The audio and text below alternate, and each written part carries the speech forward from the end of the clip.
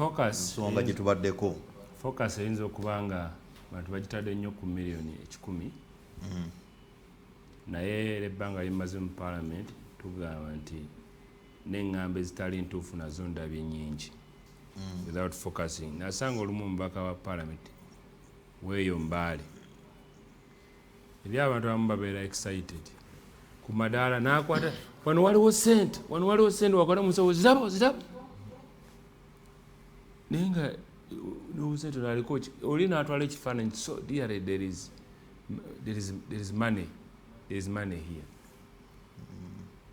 Waliwo endowooza nti buli mubaka wa Parliament kyakola alina okuba nga afunyeyo ensako ey'enjawulo okukola omulimu ogwo. Nti omuntu ne waba nga akoze mulimu gwe nkiraba nnyo mu opposition nti ojja ne ku Parliament ojja n'obeera nti kankozese sober mind teesenga omuntu oli agamba walidde. Noono opposition wavaayo olwaleero n'awagamba nti kino gavumenti yekireese it is good n'agamba nti yes kituufu bano banenga nabo bagamba obalabi. So in other words tugenda kuteekawo embeera allegations za buli kiseera tugenda kuteekawo embeera erowoozesa abantu nti oyo awakanya yataalidde awagira yalidde so nga there are chances nnyingi osobola okusanga nti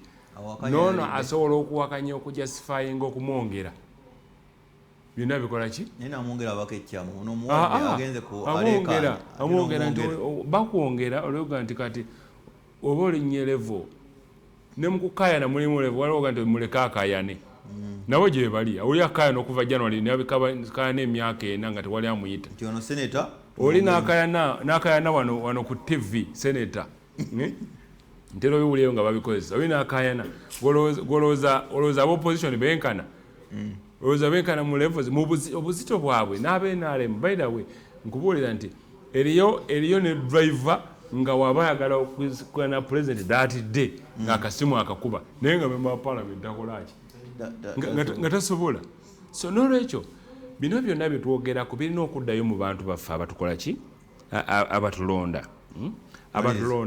ti abantu abo abatulonda nze ogambye nasanga omubaka wa Parliament ng'alayidde finally n'ava ne mu Parliament alina okumala emyaka 10 talina kwesimbawo. Yali minisita aze mu Parliament asasanyiza akawumbi kamu ne miliyoni 4 atuuse mu Parliament nasoma naye ambuuza where is money mubuuza linda omusaala nti ezo tezimala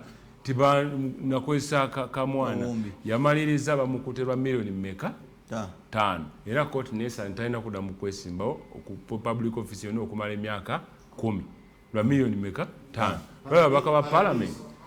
ba Parliament nga bamuwadde constituency development fund wa bukadde 10 ne bamujja mu Parliament